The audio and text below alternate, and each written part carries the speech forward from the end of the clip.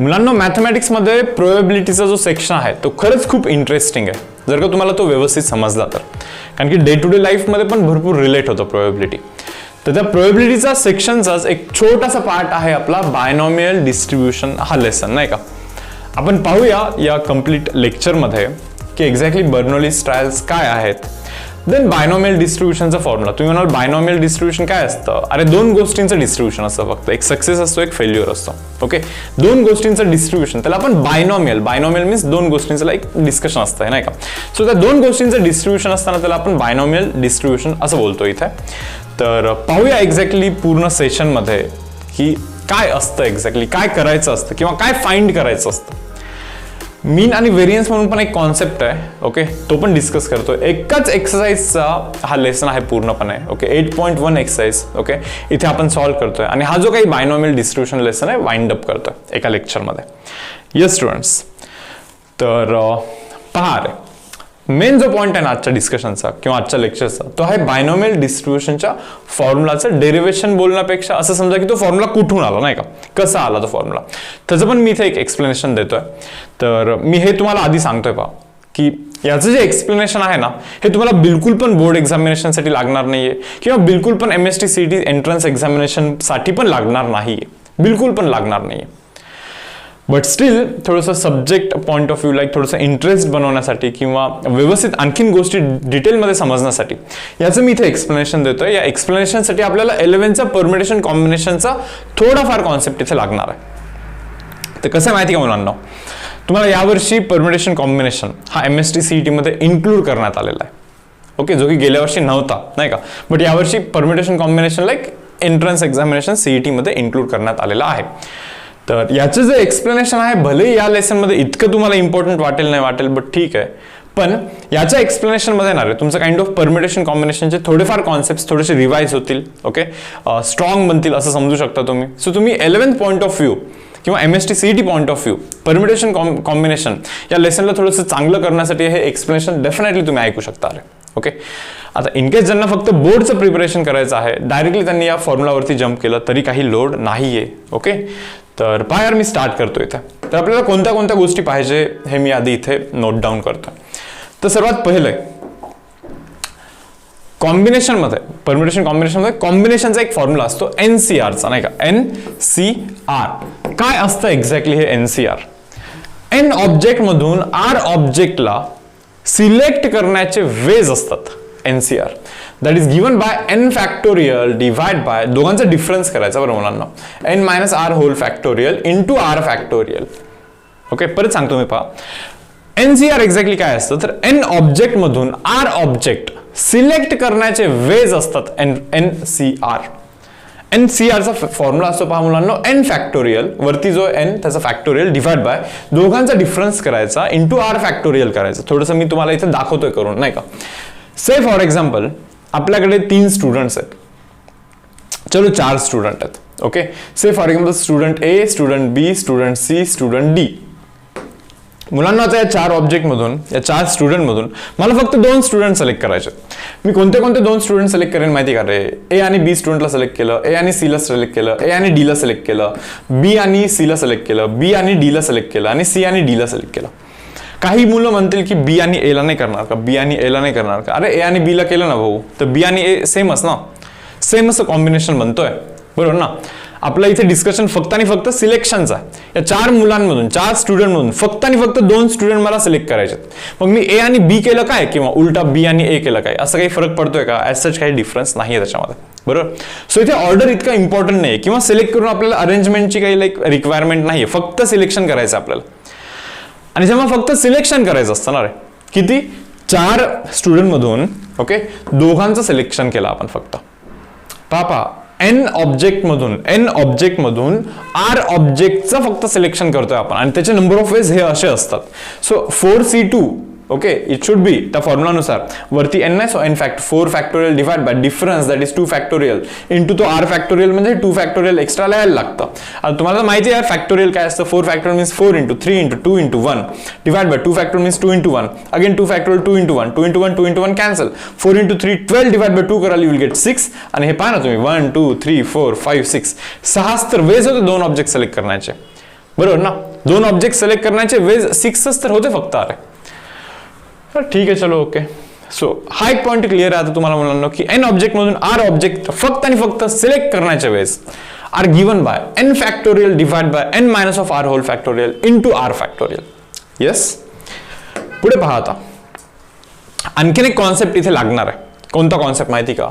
पहा, समजा जर का आपल्याकडे n ऑब्जेक्ट्स असतील, आपल्याकडे ना n ऑब्जेक्ट्स असतील, ओके, आणि त्या n ऑब्जेक्ट मधून ओके, जर का p ऑब्जेक्ट्स आयडेंटिकल असतील, मी परत सांगतोय पहा, n ऑब्जेक्टला अरेंज करण्याचे ways, number of ways of arranging n objects is given by n factorial. अरे n object n factorial ways मध्ये अरेंज होऊ शकत असतात, असं याचा मीनिंग आहे. n objects can be arrange in n factorial ways. जसं की एक्झाम्पल दाखवतोय पहा मी तुम्हाला. से फॉर एक्झाम्पल 1 2 3 3 ऑब्जेक्ट आहेत ना रे बाबा, 1 2 3 3 ऑब्जेक्ट आहेत ना, 3 objects can be arrange in 3 factorial ways. या स्टेटमेंट नुसार 3 फॅक्टोरियल म्हणजे काय असतं, 3 इंटू 2 इंटू 1 असतं, दॅट इज इक्वल टू 6 असतं पहा. 3 objects can be arrange in 3 factorial ways. जसं की 1 2 3 can be arrange in 3 factorial ways, means 6 ways मध्ये अरेंज होतात असं म्हणतोय आपण. खरंच होतात का पाहूया बरं. हे पहा, 1 3 2 2 1 3 2 3 1 3 1 2 3 2 1. पहा ना, 1 2 3 4 5 6 6 वेज मध्ये अरेंज होतातच ना, बरोबर ना. 3 objects can be arrange in 3 factorial means 6 ways, बरोबर आहे. So similarly n objects can be arranged in n factorial ways. n distinct, थोडंसं मी क्लिअर करतो आता इथे स्टेटमेंट मी परत करतोय. n distinct objects can be arranged in n factorial ways. Okay, but समजा n ऑब्जेक्ट मध्ये जर का p ऑब्जेक्ट सेम असतील, म्हणजे ना पहा या हे जे 3 ऑब्जेक्ट होते ना, 1 2 3 3 ऑब्जेक्ट आहेत ना, बट त्या 3 ऑब्जेक्ट मधले जर का कोणते तरी 2 ऑब्जेक्ट जर का सेम असतील, तर टोटल अरेंजमेंटचे वेज किती होतात पहा. काय आता हे 1 2 2 एक अरेंजमेंट झाला, 2 1 2 दुसरा अरेंजमेंट झाला, 2 2 1 तिसरा अरेंजमेंट झाला. हे सोडून आणखीन काही अरेंजमेंट पॉसिबलच नाही, तुम्ही करून पहा. इतकेच 3 अरेंजमेंट दिसतात तुम्हाला, किंवा इतकेच 3 नंबर बनवू शकतात या 3 नंबरचा यूज करून. ओके, मग तुम्ही तर म्हणलं होतं यार 1 2 3 3 objects can be arrange in 3 factorial ways. 3 factorial म्हणजे 6 वेज मध्ये अरेंज झाले पाहिजे, नाही होऊ शकत. सो म्हणून स्टेटमेंट असं पाहिजे होतं, n distinct object, अलग अलग object, n distinct objects can be arranged in n factorial ways. But n मधले जर का काही ऑब्जेक्ट सेम असतील, जसं की 3 मधले जर का काही ऑब्जेक्ट सेम असतील, पहिले तर काय करायचं माहिती का, 3 object can be arrange in 3 factorial ways, divide by करायचं. अरे हे 2 ऑब्जेक्ट सेम आहेत ना, 2 ऑब्जेक्ट सेम म्हणजे एक ऑब्जेक्ट रिपीट झालाय 2 टाइम्स झाला म्हणून डिवाइड बाय 2 फॅक्टोरियल करायचं. सो आन्सर बनतो पहा 3 into 2 into 1 divide bye 2 factor 2 into 1 cancel होतो, काय बनतं रे 3 बनतं. समजतं मुलांना हे तुम्हाला? आणखीन एक एक्झाम्पल दाखवतो पहा. से फॉर एक्झाम्पल असे नंबर असतील 1 1 1 3 4 5 6. किती ऑब्जेक्ट आहे? 1 2 3 4 5 6 7 objects can be arranged in 7 factorial ways. But एक असा ऑब्जेक्ट आहे जो की 3 वेळेस आलेला, 3 वेळेस नाही का. So just divided by 3 factorial ways. So इतक्या नंबरला अरेंज करण्याचे इतके वेज असतात. 7 फॅक्टोरियल डिवाइड बाय 3 फॅक्टोरियल इतके वेज मध्ये ते अरेंज होऊ शकत असतात.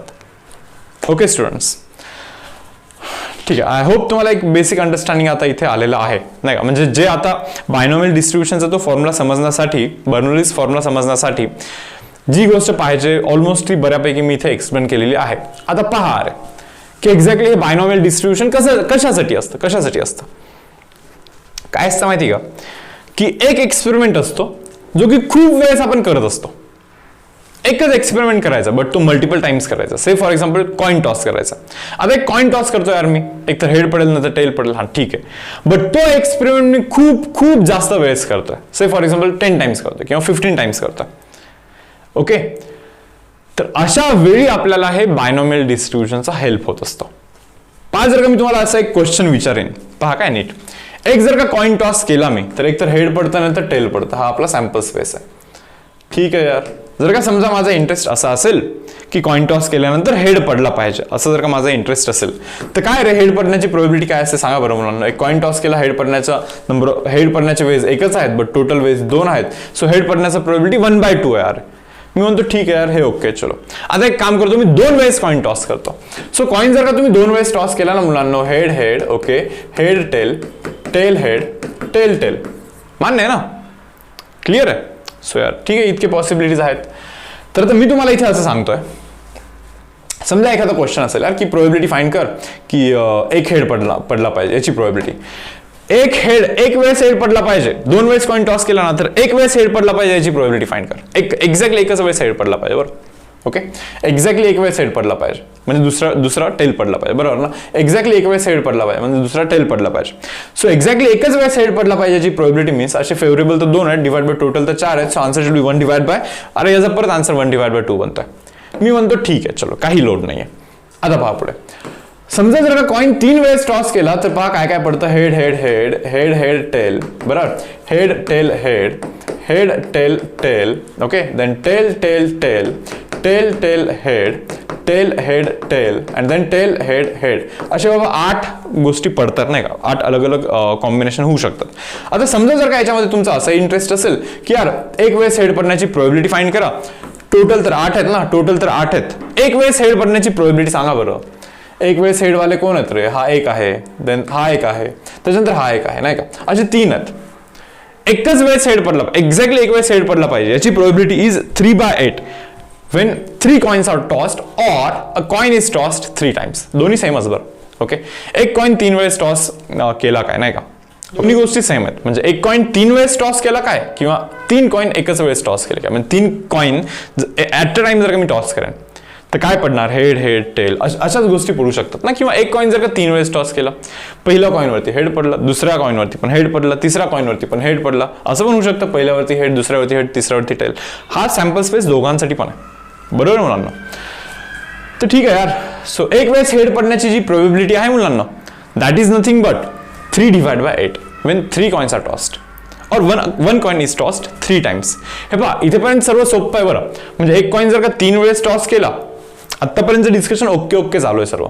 मेन प्रॉब्लेम तेव्हा येतो जेव्हा एक कॉइन 5 वेळेस किंवा 6 वेळेस टॉस करण्यात येतो. आता हा विषय थोडासा गंभीर बनतो बरं.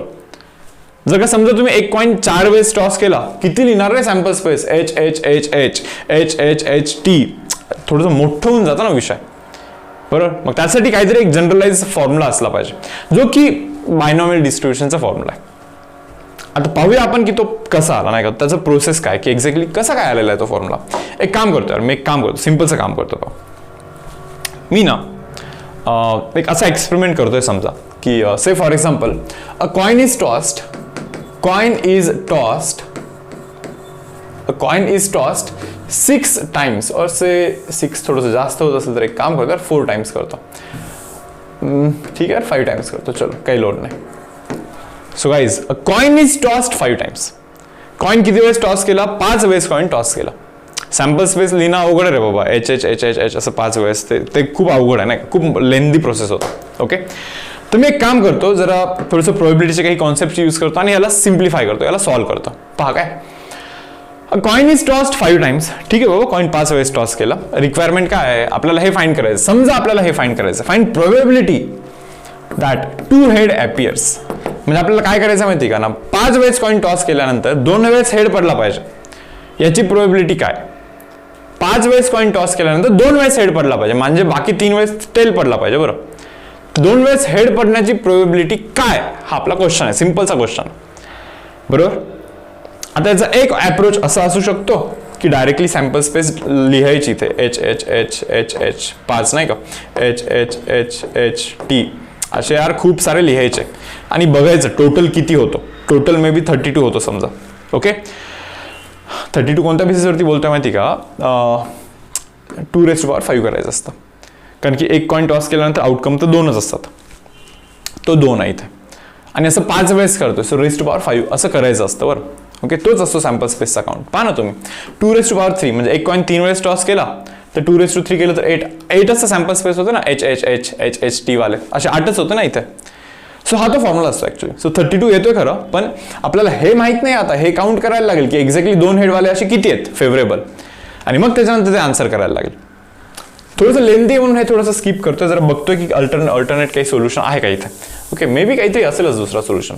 तर ठीक आहे, मी आता इथं असं लिहितोय. पहा, आपल्याला काय पाहिजे माहिती का, आपल्याला प्रोबॅबिलिटी ऑफ 2 हेड पाहिजे बाबा, बस 2 हेड पाहिजे. 5 वेळेस टॉस केल्यानंतर 2 वेळेस हेड पाहिजे. यस, तर आता मी असं करतोय. पहा इथे 2 वेळेस हेड पाहिजे ना, मग ठीक आहे एक काम करतो. पहिल्या वेळेस हेड पडला पाहिजे, दुसऱ्या वेळेस पण हेड पडला पाहिजे, तिसऱ्या वेळेस टेल पडला पाहिजे, अगेन टेल पडला पाहिजे, अगेन टेल पडला पाहिजे. ऑर इथे लिहितो ऑर. ओके, पहा प्रोबॅबिलिटीचा कॉन्सेप्ट यूज करतो मी इथे. काय माहिती का, तुमचं रिक्वायरमेंट आहे 2 वेळेस हेड पडला पाहिजे, बस 2 वेळेस हेड पडला पाहिजे, ती रिक्वायरमेंट मी इथे सॅटिस्फाय करतो. 2 वेळेस हेड पडण्याची प्रोबॅबिलिटी मीन्स, ओके, हा एक केस बनतो. पहा, पहिल्या वेळेस हेड पडला पाहिजे, दुसऱ्या वेळेस हेड पडला पाहिजे, तिसऱ्या वेळेस टेल, चौथ्या वेळेस टेल, पाचव्या वेळेस टेल. हे अँड म्हणजे मल्टिप्लिकेशन करायचं असतं. अँड म्हणजे काय माहिती का, पहिल्या वेळेस हेड पडला पाहिजे and at the same time दुसऱ्या वेळेस पण हेड पडला पाहिजे. अँड आहे म्हणून इथे मल्टिप्लिकेशन. प्रोबॅबिलिटीचा रूल आहे सिंपल. अँड यूज केला केसेस बनवते वेळी मल्टिप्लिकेशन करायला लागतं. ऑर जेव्हा यूज केलं तेव्हा ऍडिशन यूज करायला लागतं. दुसऱ्या वेळेस पण हेड अँड अगेन, तिसऱ्या वेळेस पण तिसऱ्या वेळेस टेल, सो म्हणून मल्टिप्लिकेशन टेलचा प्रोबॅबिलिटी. चौथ्या वेळेस पण टेल पडला पाहिजे, सो अगेन अँड म्हणून मल्टिप्लिकेशन. चौथ्या वेळेस टेल पडण्याची प्रोबॅबिलिटी, पाचव्या वेळेस परत टेल पडण्याची प्रोबॅबिलिटी. ठीक आहे, चलो ओके. आता लिहितो इथं ऑर. 2 वेळेस हेड पडण्याची हीच एक केस आहे का? नाही, असं नाहीये. पहा, ऑर आता काय करतोय माहिती का मी, पहिल्या वेळेस हेड पडला पाहिजे अँड दुसऱ्या वेळेस टेल पडला पाहिजे. ठीक आहे, ओके. तिसऱ्या वेळेस आता हेड पडला पाहिजे, चौथ्या वेळेस मुलांना टेल पडला पाहिजे आणि पाचव्या वेळेस परत टेल पडला पाहिजे. पहा ना, 2 हेड पडण्याचे वेळेस हे पण तर असू शकतात. अरे बरोबर ना, म्हणजे ही पण एक केस असू शकते ना, 2 वेळेस हेड पडण्याची केस ही पण तर आहे की पहिल्यांदा हेड पडला, दुसऱ्यांदा टेल आणि तिसऱ्यांदा हेड पडला. पहा, तिथे पहिला आणि दुसरा दोन्ही हेड होते नाही का. मग असे किती केसेस बनणार रे बाबा, खूप सारे केसेस बनतात असं दिसतंय नाही का. जर लिहितो आणखीन 1-2 केस लिहितो. हे पहा, परत ऑर करायचं आहे, तुम्हाला समजतं ना. ऑर बनतोय म्हणजे ऍडिशन असला पाहिजे. इथे मी करतोय ऍडिशन. हे 2च वेळेस आहेत का फक्त 2 वेळेस हेड पडण्याचे? नाही, आणखीन आहेत. ऑर म्हणजे ऍडिशन. पहिल्यांदा पडला पाहिजे हेड, ओके, दुसऱ्यांदा पडला पाहिजे टेल, तिसऱ्यांदा पण टेल, त्याच्यानंतर हेड, त्याच्यानंतर tail. Or means again addition. म्हणजे हे 3च केस आहेत का फक्त 2 वेळेस हेड पडण्याचे? नाही, आणखीन पण केसेस आहेत. सो ऑर असं पण चालतं. अरे आपल्याला पहिल्या वेळेस हेड पडला पाहिजे, probability of head, okay, second time tail, third time tail, fourth time tail and finally 5th time head. ही पण तर एक केस आहे. एवढेच आहेत का 4 केसेस? नाही, आणखीन पण केसेस आहेत. Again or. अरे असं किती वेळेस करत बसणार रे बाबा, समजतं का. असा एक केस होऊ शकतो ना की पहिल्यांदा टेल पडला पाहिजे, दुसऱ्यांदा पण टेल पडला पाहिजे, तिसऱ्यांदा पण टेल पडला पाहिजे, चौथ्यांदा हेड पडला पाहिजे, पाचव्यांदा पण हेड पडला पाहिजे. अरे किती असे खूप सारे केसेस होतात. अरे आता हे एक्झॅक्टली किती केसेस होत आहेत थोडंसं समजण्यापलीकडे जाते बहुतेक नाही का. तर एक काम करतो मी, जरा विचार करूया आपण. असं आहे का रे, याचं जर का तुम्ही कॅल्क्युलेशन कराल तर तुम्हाला असं समजेल. पहा, प्रोबॅबिलिटी ऑफ हेड असं 2 वेळेस येतं. म्हणजे मी इथे असं लिहू शकतो का रे, प्रोबॅबिलिटी ऑफ हेडचा स्क्वेअर. हे समजतं का तुम्हाला? Probability of head into probability of head 2 वेळेस येतोय. सो प्रोबॅबिलिटी ऑफ हेडचा स्क्वेअर. ठीक आहे, okay. Probability of tail, probability of tail, probability of tail असं 3 वेळेस येतोय. म्हणून प्रोबॅबिलिटी ऑफ टेलचा तुम्हाला इथे करायला लागणार आहे क्यूब. काय करायला लागणार आहे? क्यूब करायला लागणार. ठीक आहे यार, ओके. पहा बरं, हे काय इथे पण 2 वेळेस प्रोबॅबिलिटी ऑफ हेड आहे. म्हणजे हे पण काय बनणार आहे माहिती का, तो पण प्रोबॅबिलिटी ऑफ हेडचा स्क्वेअरच बनणार आहे. अरे इथे पण 3 वेळेस प्रोबॅबिलिटी ऑफ टेल आहे, मग तो पण प्रोबॅबिलिटी ऑफ टेलचा होल क्यूबच बनणार आहे. अरे म्हणजे हा जो कॅल्क्युलेशन बनणार आहे तोच कॅल्क्युलेशन तो बनणार आहे, तोच कॅल्क्युलेशन हा बनणार आहे, तोच कॅल्क्युलेशन तो बनणार आहे, सर्व तेच कॅल्क्युलेशन बनणार आहेत. पहा नाही, 2 वेळेस प्रोबॅबिलिटी ऑफ हेड आहे, सो प्रोबॅबिलिटी ऑफ हेडचा स्क्वेअर. 3 वेळेस प्रोबॅबिलिटी ऑफ टेल आहे, प्रोबॅबिलिटी ऑफ टेलचा क्यूब करायला लागणार आहे. हे सर्व कॅल्क्युलेशन हेच बनणार आहेत. अरे आता मग विषय आता हा बनतो इथे की असे किती केसेस आहेत. समजा याचं कॅल्क्युलेशन जर का 2 बनलं, 2 नाही बनणार ऍक्च्युली, बट समजा की 2 बनलं. मी 2 बनणार नाही असं का म्हणतो माहिती का, कारण की प्रोबॅबिलिटी लेसर दॅन 1 असतात. Lesser than 1, lesser than 1, lesser than 1चा प्रोडक्ट हा 1 पेक्षा कमी असतो. बट चलो यार, जस्ट समजून घ्या की याचं जर का कॅल्क्युलेशन 2 बनला आणि असे 10 केसेस बनत असतील तर 2, 2, 2, 2 असं 10 टाइम्स, म्हणजे 10 into 2 करायला लागेल ना. आता मग तुम्हाला जर इतकंच शोधायचं आहे अरे की असे किती केसेस बनतायत, प्रत्येक केसचा कॅल्क्युलेशन हा आहे आणि असे बनतायत किती केसेस. आता मी सांगतो पहा तुम्हाला किती केसेस बनतात. मला जर हे असं वाटत आहे की 1 2 3 4 5, 1 2 3 4 5, हर एक ठिकाणी 5 आहे. 1 2 3 4 5. अरे 5 ऑब्जेक्ट इथे तुम्ही अरेंज करताय. 5 objects can be arrange in 5 factorial ways. But त्या 5 ऑब्जेक्ट मधले हे 2 ऑब्जेक्ट सेम आहेत ना, P of H. So divide by 2 factorial. अरे हे पण तर 3 सेम आहेत, 1 2 3, पी ऑफ टी. हे पण तर 3 सेम आहेत आणि आपण आता पाहिलं ना परम्युटेशनचा एक कॉन्सेप्ट होता नाही का की यार 3 वेळेस जर का रिपीट झाला एकच same object so we just need to divide it by 3 factorial ना. सो मला असं वाटत यार की 2 हेड पडण्याची प्रोबेबिलिटी जे काही हे असं केसेस बनवले होते ना आपण तो आन्सर हाच येणार आहे. थोडंसं नीट नोटीस कराल तुम्हाला असं समजेल की हा 5C2 आहे. 5C2 म्हणजे 5 फॅक्टोरियल 2 फॅक्टोरियल 3 फॅक्टोरियल करून दाखवू का पहा. 5C2 म्हणजे काय रे वरचा जो आहे त्याचा factorial divide by difference that is 3 factorial into 2 factorial तोच तर आहे हा. सो 5C2 लिहू शकतो मी तिथे नाही का. हा P ऑफ H आहे. P of H me just इथे P लिहितो. P रेज टू पॉवर 2 लिहितो आणि तिथे Q रेज टू पॉवर 3 लिहितो किंवा 5 - 2 लिहितो. नीट पहा काय एक जनरलाइज फॉर्म्युला बनवतोय आपण इथे. कोणता जनरलाइज फॉर्म्युला माहिती का तो NCR P raise to power R Q raise to power N - R. पहा आता काय हा जो N असतो ना हे असतात नंबर ऑफ एक्सपेरिमेंट्स म्हणजे तो एक एक्सपेरिमेंट किती वेळेस केला तुम्ही नाही का तो असतो तो N. जसं की इथे 5 वेळेस केला 1.5 वेळेस टॉस केला so N should be equal to 5 here. Nचा व्हॅल्यू किती आहे मुलांना इथे 5 आहे. आता R काय असतं म्हणाल तुम्ही R म्हणजे आपला डिमांड असतो. अरे हे पहा सक्सेस म्हणजे काय हेड पडणे म्हणजे सक्सेस. पहा 2 हेड पडला पाहिजे असं म्हणतोय तो probability of 2 head. So head पडणे म्हणजे पहिले तर सक्सेस आहे बरोबर म्हणजे हेड पडला पाहिजे हा आपला सक्सेस आहे. बट हेड किती वेळेस पडला पाहिजे 2च वेळेस पडला पाहिजे एक्झॅक्टली बरोबर. सो मी तुम्हाला हे सांगतोय पहा की सक्सेसचा जो काउंट आहे सक्सेसचा जो डिझायर्ड काउंट आहे that is nothing but R. R म्हणजे काय सक्सेसचा डिझायर्ड काउंट म्हणजे किती वेळेस सक्सेस पाहिजे 2 वेळेस. So R is equal to 2. So आता हे गोष्टी समजून घ्या काय मुलांना. N म्हणजे नंबर ऑफ एक्सपेरिमेंट R म्हणजे सक्सेसचा काउंट. व्हॉट इज P यार P च्या जागी काय रे P म्हणजे P ऑफ H ला मी P ठेवला होता ना इथे. P ऑफ H म्हणजे काय हेड पडण्याच्या प्रोबेबिलिटी ना हेड पडणे म्हणजे सक्सेस ना म्हणजे P ला इथे जो आहे ना तो प्रोबेबिलिटी ऑफ H तर P ला आपण म्हणतो सक्सेसचा प्रोबेबिलिटी जो की या पर्टिक्युलर केसमध्ये हाफ आहे बरं हाफ आहे 1/2 आहे. हेड पडण्याची प्रोबेबिलिटी 1/2 असते. मग त्या सक्सेसच्या प्रोबेबिलिटीचा रेज टू पॉवर इथे R होत असतो. पहा ना इथे जो आहे ना तोच इथे पॉवर आहे पॉवर 2च आहे ना म्हणजे इथे जो आहे 2 तोच इथे पॉवर असतो. Q म्हणजे तुम्ही म्हणाल Q म्हणजे काय यार हे पहा एक तर हेड पडतं नाही तर टेल पडतं अशा 2च गोष्टी आहेत म्हणून तर आपण याला बायनॉमियल म्हणतो. एक तर हेड पडतं ना तर टेल पडतं एक तर सक्सेस होतं ना तर इथे फेल्युअर होतं. Q म्हणजे मुलांना फेल्युअरचा प्रोबेबिलिटी म्हणजे सक्सेस न मिळण्याचा प्रोबेबिलिटी.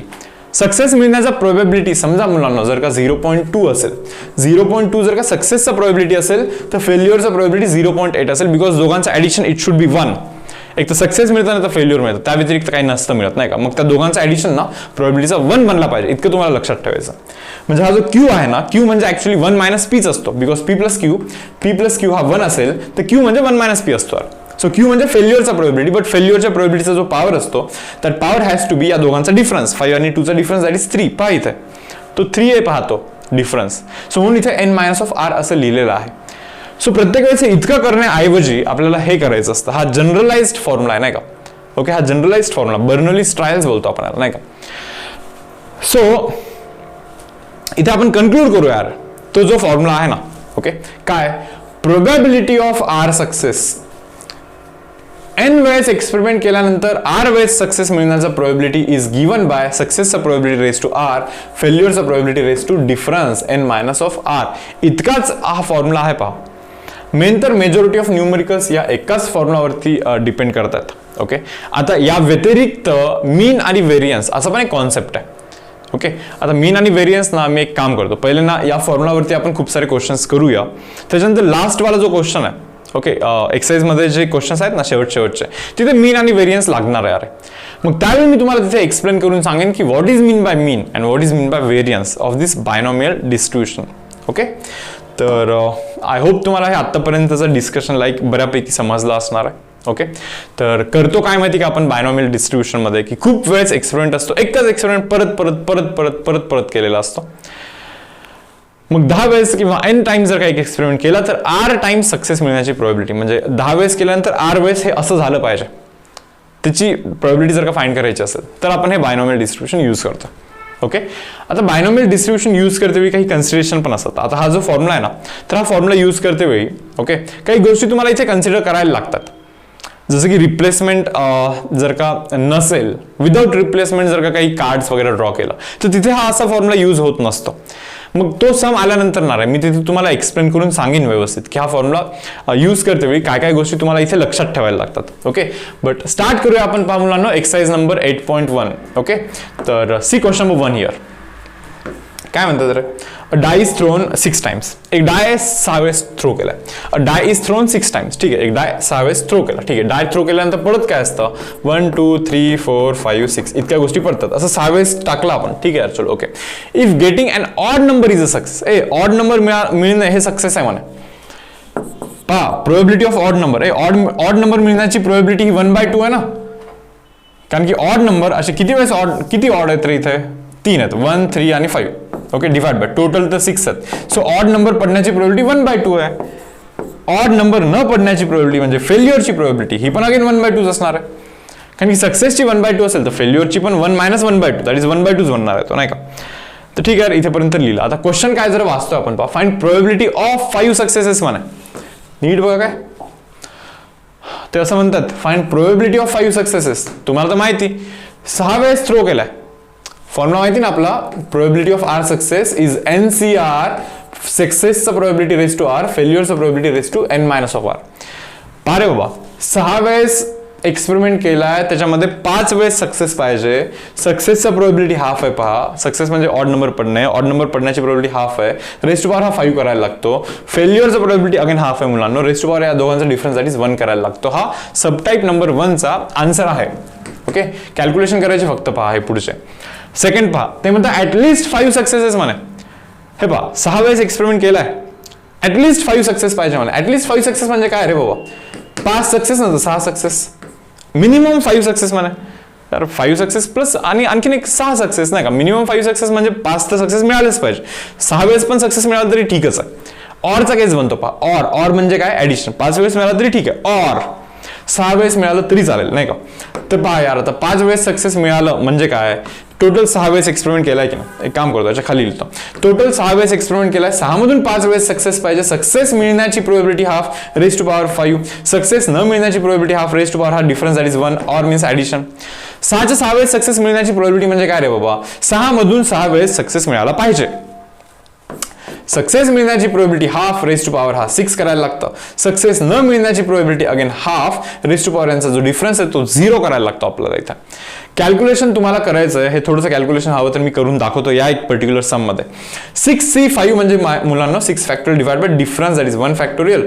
ओके, इंटू 5 फॅक्टोरियल लिहायला लागतं आपल्याला इथे, इंटू 5 फॅक्टोरियल. ओके, आता हे तर हाफ रेस टू पॉवर 6च बनणार आहे. प्लस 6C6 म्हणजे 6 factorial divide by difference that is 0 factorial into 6 factorial. Again half raise to power पहा 6च बनणार आहे. बेस सेम असेल, पॉवरचा ऍडिशन 6 + 0 = 6. यस, काय बनतो रे हा 6 फॅक्टोरियल म्हणजे काय असतं मुलांना, 6 × 5 × 4 × 3 × 2 × 1 असंच ना. म्हणजे 6 × 5 फॅक्टोरियल ना, डिवाइड बाय 5 फॅक्टोरियल तर आहेच आहे खालती. हाफ रेस टू पॉवर 6 आहेच आहे परत, बरोबर. हे 6 फॅक्टोरियल कॅन्सल आणि 0 फॅक्टोरियलचा व्हॅल्यू असतो मुलांना 1. हे लक्षात ठेवा काय. प्लस इथे हाफ रेस टू पॉवर 6 काय रे, हाफ रेस टू पॉवर 6 बनतो. मला वाटतं half raise to 6 half raise to 6 दोन्हीकडून कॉमन कराल, हे कॅन्सल बनतं पहा. Okay, so guys half raise to power जर का 6 तुम्ही कॉमन कराल तर इथे 6 + 1 बनणार म्हणजे 7 बनणार. So answer should be 7 × half raise to power 6. हा आपला इथे आन्सर बनतोय, बरोबर. तर लास्ट वाला काय म्हणतात पहा, ते म्हणतात ॲट मोस्ट 5 सक्सेसेस म्हणा. म्हणजे ॲट मोस्ट 5 सक्सेस म्हणजे मॅक्सिमम 5 वेळेस सक्सेस मिळाला पाहिजे म्हणे. मॅक्सिमम 5 वेळेस सक्सेस. हा, मी एक काम करतो, इथे असं लिहितो, टोटल एक्सपेरिमेंटचं 6 वेळेस करताय, ठीक आहे. 0 वेळेस सक्सेस मिळाला असं बनवू शकतो. 0 वेळेस सक्सेस म्हणजे काय माहिती का, सक्सेस म्हणजे ऑड नंबर पडला पाहिजे त्याची प्रोबेबिलिटी. म्हणजे 6 वेळेस थ्रो केला, 6 वेळेस ना थ्रो केला, एक वेळेस पण ऑड नंबर नाही पडला. 6च्या 6 वेळेस इव्हन नंबर्स पडले, नाही का. म्हणजे 0 वेळेस सक्सेस मिळाला, एक वेळेस सक्सेस मिळाला, और 2 वेळेस सक्सेस मिळाला, और 3 टाइम्स सक्सेस, और 4 टाइम्स सक्सेस, और 5 टाइम्स सक्सेस, और 6 times success. It should be equal to 1 guys. यार यातला कोणता ना कोणता होणार ना, जिथे 100% शुअरिटी असते ना, अशा प्रोबेबिलिटीचा ऍडिशन हा 1 बनत असतो. नीट पहा, 6 वेळेस जर का एक्सपेरिमेंट करत असाल बरोबर, तर 0 वेळेस सक्सेस म्हणजे सक्सेसच नाही मिळाला. एकाच वेळेस सक्सेस, 6 मध्ये एकच वेळेस सक्सेस मिळाला, 6 मध्ये 2 वेळेस सक्सेस मिळाला, 6 मध्ये 3 वेळेस, 6 मध्ये 4 वेळेस सक्सेस मिळाला, 6 मध्ये 5 वेळेस सक्सेस आणि 1 वेळेस फेल्युअर मिळाला, किंवा 6 मध्ये 6 वेळेस सक्सेस मिळाला, या व्यतिरिक्त आणखीन काय होणार, काहीच नाही होऊ शकत. सो या सर्वांच्या प्रोबॅबिलिटीचं ऍडिशन हा मुलांना 1 असला पाहिजे, 1. ओके, आता नीट पहा तुम्हाला करायचं काय आहे. तुम्हाला शोधायचं हे आहे ॲटमोस्ट 5 सक्सेस म्हणे. ॲटमोस्ट 5 सक्सेस म्हणजे मॅक्सिमम 5 सक्सेस म्हणे. आता मॅक्सिमम 5 सक्सेस म्हणजे हे वाटतं बहुतेक नाही का, मॅक्सिमम 5 सक्सेस म्हणजे 0 सक्सेस चालतं, 1 सक्सेस चालतं, 2 3 4 5, मॅक्सिमम 5 सक्सेस पर्यंत चालतं. सो याची प्रोबॅबिलिटी फाइंड करायची आहे तुम्हाला, या सर्वांच्या प्रोबॅबिलिटीचं ऍडिशन फाइंड करायचं, and that should be equal to 1 minus of P of 6 तिकडे जाऊन मायनस होतो नाही का. म्हणजे हे फाइंड करण्याऐवजी नाही का 0 सक्सेसचा फॉर्म्युला लिहा, 1 सक्सेसचा फॉर्म्युला लिहा, मग सर्वांचं ऍडिशन करा, हे करत बसण्यापेक्षा तुम्ही असं करा ना, 1 मायनस प्रोबॅबिलिटी ऑफ 6 सक्सेस. भाऊ 6 मधून 6 वेळेस सक्सेस पाहिजे, सक्सेस पडण्याची probability half raise to power हा 6 लिहायचा, फेल्युअरची probability half raise to again हा जो काही डिफरन्स आहे दॅट इज 0 हे लिहायचा. सो हे कॅल्क्युलेशन कराल तर तुम्हाला तिथे आन्सर येईल मुलांना. येस स्टुडंट्स, सो मुलांना हा होता आपला क्वेश्चन नंबर 1. ओके, जातोय पुढे क्वेश्चन नंबर 2 वरती. काय म्हणतात, a pair of die is thrown 4 times म्हणे. ठीक आहे, 2 डाय थ्रो केलेत नाही का, 2 डाय थ्रो केले, असं 1 वेळेस केलं, असं दुसऱ्या वेळेस केलं, असे 4 वेळेस थ्रो करतोय आपण. Pair of die is thrown 4 times. Okay, म्हणतात काय पहा, if getting doublet is considered as success म्हणे. हे पहा, प्रोबॅबिलिटी ऑफ सक्सेस किंवा डायरेक्टली पीच लिहितो मी इथे. सक्सेसची प्रोबॅबिलिटी मुलांना 1/6 आहे. तुम्ही म्हणणार कसं काय, अरे डबलेट पडला म्हणजे सक्सेस म्हणतात, आणि तुम्ही मला सांगा बरं 2 डाय थ्रो केल्यानंतर काय काय पडतं, 1 1 1 2 1 3 1 4 1 5 हे असं पडतं की नाही. डबलेट म्हणजे हे सर्व, डबलेट म्हणजे हे या सर्व गोष्टी. अच्छा, डबलेट तर 6 आहेत टोटल तर 36 आहेत ना.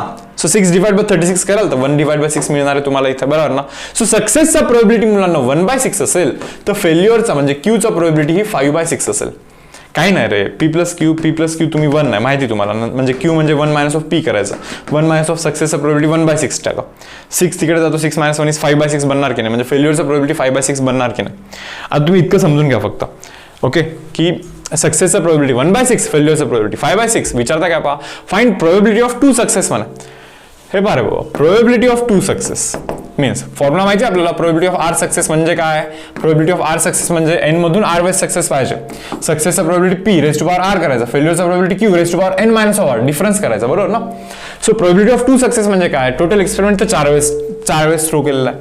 सो 4 मधून 2 वेळेस सक्सेस पाहिजे. सक्सेसचा प्रोबॅबिलिटी 1/6 रेज टू पॉवर 2 करायचा, फेल्युअरचा प्रोबॅबिलिटी 5/6 रेज टू डिफरन्स करायचा. अरे हे सिम्प्लिफाय करा, जे आन्सर येईल ते आन्सर येईल. तो आपला इथे आन्सर असणार आहे क्वेश्चन नंबर 2 चा. ओके, तर जातो पहा मुलांना मी पुढे. नेक्स्ट क्वेश्चन पहा, क्वेश्चन नंबर 3 काय म्हणता पहा. There are 5% defective items in a large bulk of items. ठीक आहे बाबा, खूप आयटम्स आहेत नाही का, खूप सारे असे आयटम्स आहेत नाही का, बट त्याच्यामध्ये 5% डिफेक्टिव्ह आहेत म्हणे. म्हणजे probability of defective items is 5%, म्हणजे 5 डिवाइड बाय 100. म्हणजे प्रोबॅबिलिटी ऑफ नॉन डिफेक्टिव्ह म्हणजे चांगले आयटम्स इज 95 डिवाइड बाय 100.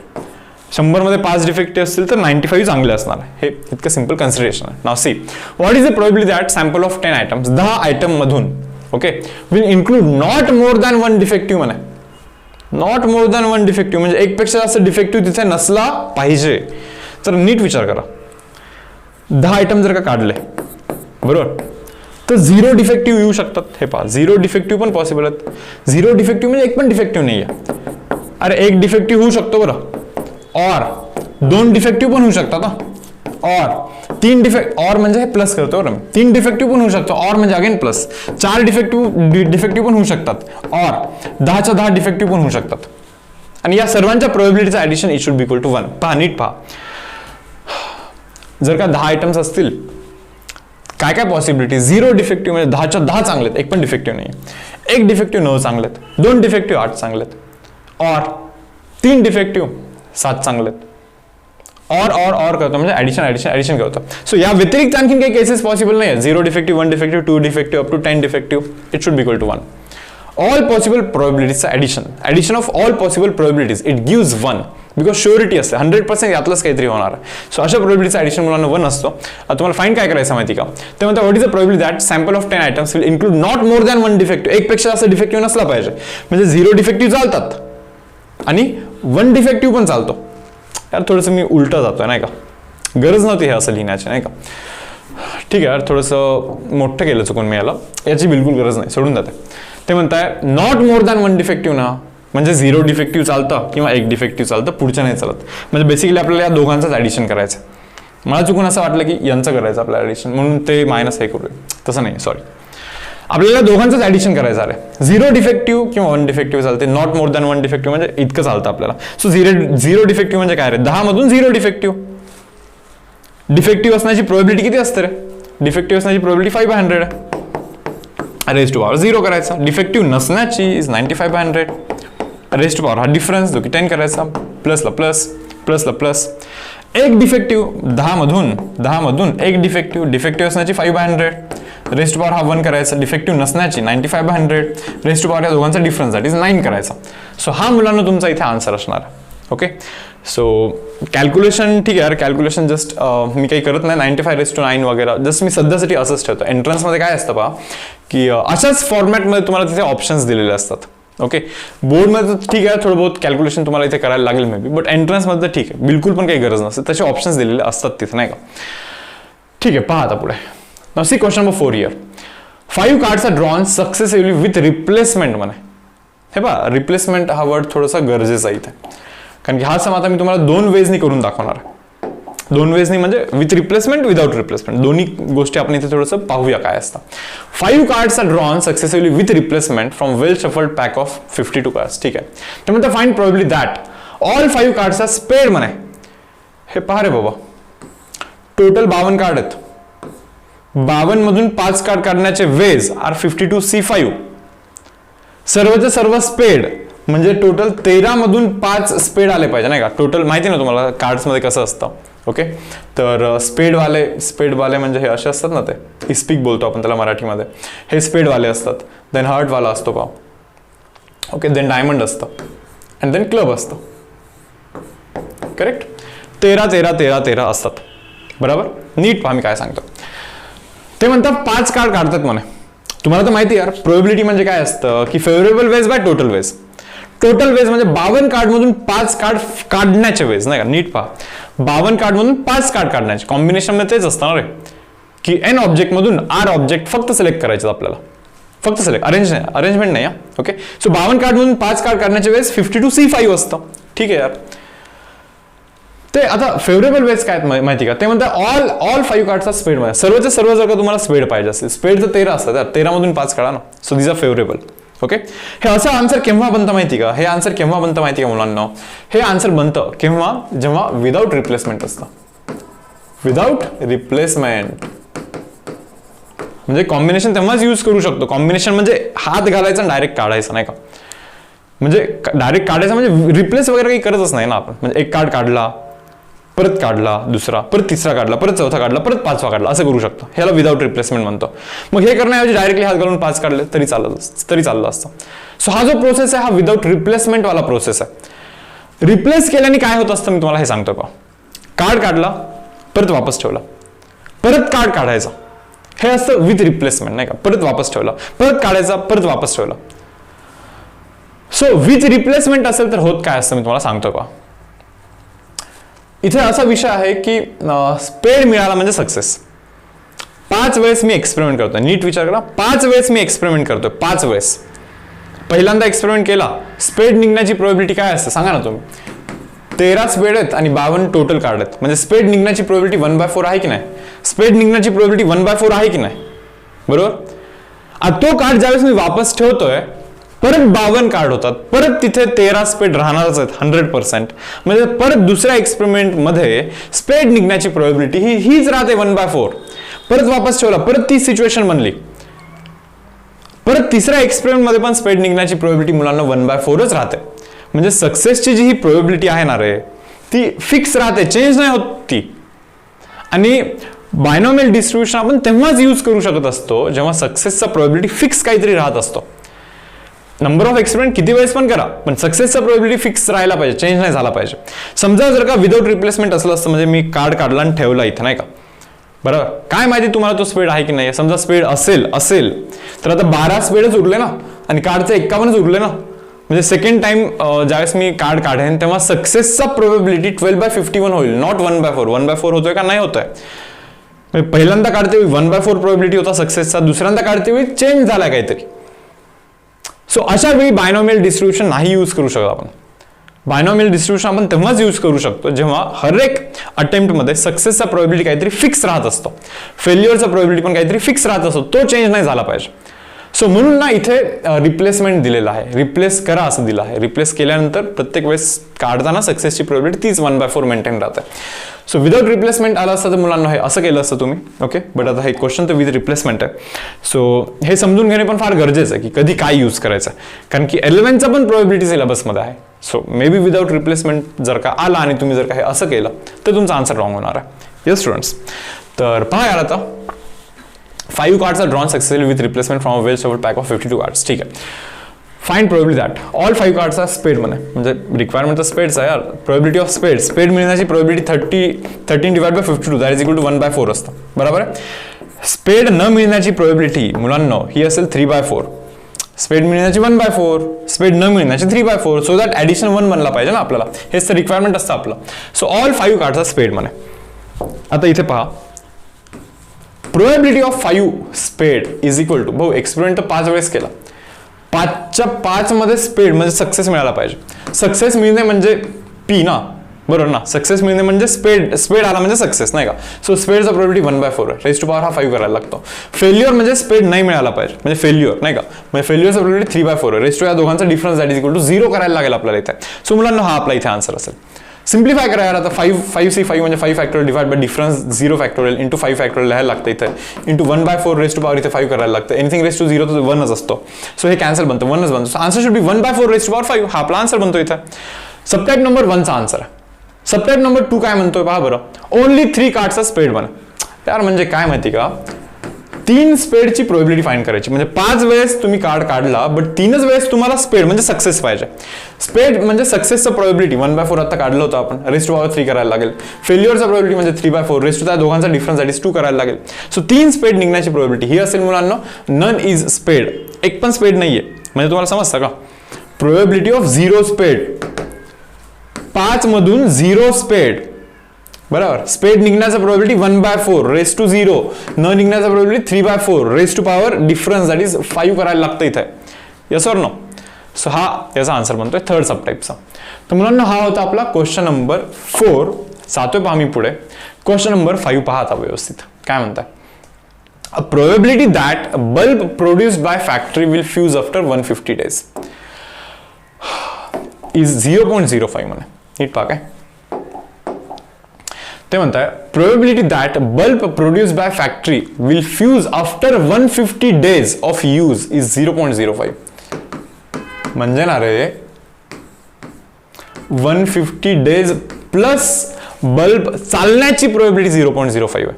ते म्हणतात 150 days नंतर फ्यूज होण्याचा प्रोबॅबिलिटी, म्हणजे 150 days यूज होऊन फ्यूज झाला ना, म्हणजे 150 प्लस टाइम चालण्याचा प्रोबॅबिलिटी इज 0.05 आहे. यस. पुढे काय म्हणतं पहा. Find probability that out of 5 bulbs okay none will fuse after 150 days of use म्हणे. None will fuse after 150 days म्हणे. नीट पहा काय. प्रोबॅबिलिटी दॅट 0 म्हणजे 0 बल्ब, नन विल फ्यूज म्हणजे 0 बल्ब फ्यूज आफ्टर 150 days, बरोबर. म्हणजे किती बल्ब घेतले तरी टोटल 5 ना. ओके. सो 5 बल्ब मधून 0 will fuse after 150 days. 0 will fuse after 150 days म्हणजे एक पण फ्यूज होत नाही 150 नंतर, असंच ना. So none will fuse after 150 days of use, बरोबर. म्हणजे चलो 5 मध्ये 0 150 दिवसाच्या पुढे फ्यूज झालेत, म्हणजे सर्वच्या सर्व 150च्या आधीच फ्यूज झालेत. सो 5 मधून 0 150 daysच्या नंतर फ्यूज झालेत. 150 daysच्या नंतर फ्यूज होणे मीन्स सक्सेसचा प्रोबॅबिलिटी 0.05 रेज टू पॉवर हा करायला लागतो 0. Failure means 0.95 raise to power दोघांचा difference that is equal to 5. So हा मुलांना आपला फर्स्ट सब टाइपचा इथे आन्सर असणार आहे. Not more than 1 will fuse after 150 days of use. Not more than 1 ना, म्हणजे एकतर 0 फ्यूज झाले पाहिजे 150 दिवसानंतर, ओके, नाहीतर एक फ्यूज झाला पाहिजे 150 दिवसानंतर. नॉट मोर दॅन 1 म्हणजे 2 फ्यूज नाही होऊ शकत 150 दिवसानंतर. म्हणजे या दोघांचं ऍडिशन म्हणजे काय रे. आता पहा बरं. आता इथे 0 विल फ्यूज म्हणजे 5 मध्ये 0 will fuse after 150 days. After 150 days fuse होण्याचा probability 0.05 raise to power 0. 0.95 rest power difference that is equal to 5 plus 1 will fuse after 150 days, म्हणजे 5 मधून एक 150 डेजच्या नंतर फ्यूज होतोय रेस्ट पॉवर 0.95 रेस्ट पॉवर काय difference that is equal to 4. हे असं तुम्हाला इथे करायला लागणार. येस स्टुडंट्स, सो हा आपला आन्सर असेल सबटाईप नंबर 2चा. सबटाईप नंबर 2चा आपला हा आन्सर असणार आहे. आता मी तुम्हाला इथे हे सजेस्ट करतोय अरे की ना तुम्हाला थोडंसं कॅल्क्युलेशनवरती वर्क करायला लागणार आहे बरं. म्हणजे जर का तुम्हाला तुमचे लॉगचे कॅल्क्युलेशन वगैरे इतके स्ट्रॉंग नसतील नाही का, तर आता हे थोडंसं बोर्ड ओरिएंटेड जर का सांगायचं झालं तर इथे लाईक कॅल्क्युलेशन तुम्हाला करायला लागणार लॉग टेबलचा यूज करून. बट एंट्रन्समध्ये ना लॉग टेबलची गरजच नसते, लॉग टेबल नसतंच ॲक्च्युली. एक तर आन्सर असं दिलेलं असतं जर का असा क्वेश्चन असेल तर, नाही तर इतका कॉम्प्लिकेटेड आन्सर येईल असं क्वेश्चनच नसतो. म्हणजे लाईक क्वेश्चनच असा असतो की लाईक कॅल्क्युलेशन व्यवस्थित करून तुमचा आन्सर लाईक तिथे काही ना काही येऊन जातं पॉईंटमध्ये, असंच असतं एंट्रन्समध्ये. ओके, पुढचं पाहरे पुढे काय म्हणतात, मोर दॅन 1 म्हणे. More than 1 will fuse after 150 days of use म्हणे. मोर दॅन 1 म्हणजे काय की एक फ्यूज झाला 150 दिवसानंतर. सॉरी, मोर दॅन 1 म्हणजे सॉरी 2 रे बाबा, एकपेक्षा जास्त फ्यूज झाले म्हणे 150 दिवसानंतर. म्हणजे 2 फ्यूज झाले, 3 फ्यूज झाले, 4 फ्यूज झाले, 5 फ्यूज झाले. याची प्रोबॅबिलिटी आपल्याला फाइंड करायची. पण तुम्हाला हे समजतं का, 0 फ्यूज झाले, 1 फ्यूज झाला, 5 बल्बमधून 150 दिवसानंतर 0 फ्यूज झाले, 5 बल्बमधून 150 दिवसानंतर 1 फ्यूज झाला किंवा 2 फ्यूज झाला, और 3 फ्यूज, 4 फ्यूज, 5 फ्यूज, या सर्वांचं addition it should be equal to 1. But आपल्याला फाइंड काय करायचं माहिती का, आपल्याला हे फाइंड करायचं. ते म्हणताय मोर than 1 will fuse after 150 days of use. म्हणजे मोर दॅन 1, मोर दॅन 1 म्हणजे 2 फ्यूज झाले पाहिजे, किंवा मोर दॅन 1 म्हणजे 3 फ्यूज झाले तरी चालतील, और 4 फ्यूज झाले तरी चालतील, किंवा 5 फ्यूज झाले तरी चालतील. सो या सर्वांचं ऍडिशन फाइंड करायचं आहे. But that is equal to 1 minus of हे ना रे, 1 मायनस ऑफ ते ना.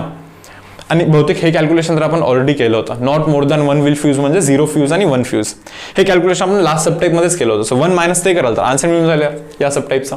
आणि इथे काय म्हणताय, ऍटलिस्ट वन विल फ्यूज म्हणजे समजतं का, मिनिमम एक तरी फ्यूज झाला पाहिजे. हो, मिनिमम एक तरी फ्यूज झाला पाहिजे म्हणजे हे एक तरी फ्यूज झाला पाहिजे, 1 किंवा 2 फ्यूज झाले पाहिजे, 3 फ्यूज झाले पाहिजे, 4 फ्यूज झाले पाहिजे, 5 फ्यूज झाले पाहिजे. म्हणजे हे कॅल्क्युलेशन म्हणजे काय रे, 1 मायनस 0 फ्यूज. समजतं का, 1 मायनस 0 फ्यूजचं जर कॅल्क्युलेशन ऑलरेडी केलं फर्स्ट सबटाईपमध्ये आपण. So 1 minus of 0 fuse means at least एक तरी फ्यूज झाला पाहिजे, तो आन्सर असेल. म्हणजे ऍटलिस्ट 1 फ्यूज याचा आन्सर ना 1 minus of probability of 0 fuse असेल. 1 मायनस ऑफ 0 फ्यूज म्हणजे काय रे, 5 मधून 0 फ्यूज. फ्यूज होण्याची प्रोबॅबिलिटी 0.05 रेस्ट पॉवर हा 0. फ्यूज न होण्याचं 0.95 rest power difference that is equal to 5. हा आन्सर असेल बाबा लास्ट सबटाईपचा. येस स्टुडंट्स, जाऊ का पुढे पहा. सी स्टुडंट्स, क्वेश्चन नंबर 6 आहे पहा. क्वेश्चन नंबर 6 मध्ये काय विचारलेलं आहे, a bag consist of 10 balls each marked with one of the digits 0, 1, 2, 3, 4, 5, 6, 7, 8, 9. म्हणजे प्रत्येक बॉलला ना असे नंबर दिलेले आहेत. हा ठीक आहे यार, चलो okay. If 4 balls are drawn successfully, 4 balls काढलेत काय, ओके, विथ रिप्लेसमेंट म्हणलं, समजलं ना, विथ रिप्लेसमेंट म्हणजे परत टाकायचं नाही का. प्रत्येक वेळेस बॉल काढते वेळी सक्सेसची प्रोबॅबिलिटी मेंटेन राहणार आहे. ओके, ठीक आहे. What is the probability that none is marked with 0 म्हणा. म्हणजे 4 बॉल मधून ना रे, ओके, एक पण बॉल असा नाही आला. म्हणजे 4 बॉल मधून 0 बॉल असे आले आहेत, 0 बॉल असे आले आहेत की त्याच्यावरती 0 डिजिट आहे. ओके, किंवा तुम्ही असं समजू शकता इथे नन इज मार्क विथ 0 म्हणजे काय माहिती का, 4 मधून 4 बॉल असे आले आहेत की ज्याच्यावरती अदर दॅन 0 काहीतरी लिहिलेलं आहे नाही का. म्हणजे तुमचं सक्सेस म्हणजे काय माहिती का, आता 4 बॉल मधून 4च्या 4ही बॉल अदर दॅन 0 आलेत. सो अदर दॅन 0 येणे हे तुमचं सक्सेस आहे सध्या. सो अदर दॅन 0 येणे म्हणजे काय रे, हे सर्व ना टोटल किती आहेत असे, टोटल 9 आहेत नाही का, 1 2 टोटल 10 आहेत असे. बट हे टोटल 8 आहेत, 9 आहेत सॉरी, 9 डिवाइड बाय 10 करायला लागेल, रेस्ट टू पॉवर 4 करायला लागेल. ओके, दिस सक्सेस. फेल्युअरचं प्रोबॅबिलिटी हे पहा 9/10 सक्सेसचं असेल तर फेल्युअरचं प्रोबॅबिलिटी 1/10 असेल. रेस्ट टू पॉवर इथे दोघांचा difference that is equal to 0 करायला लागेल. एक तर तुम्ही आन्सर असं लिहा, किंवा तुम्ही असं पण विचार करू शकता रे इथे की हे पहा 4 वेळेस बॉल काढणार आहे आपण, 4 वेळेस बॉल काढल्यानंतर 0 वेळेस सक्सेस मिळतोय म्हणे. पण आता सक्सेस जरा वेगळा आहे बरं आपला. इथे काय म्हणतात माहिती का की 4 बॉल्स काढताय विथ रिप्लेसमेंट, ठीक आहे. What is the probability that none is mark with 0 म्हणे. म्हणजे 4 मधून 0 बॉल आलेले आहेत, 0 असे बॉल आहेत की त्यांच्यावरती 0 मार्क आहे, म्हणजे एक पण बॉल नाही असं म्हणायचं ना आपल्याला.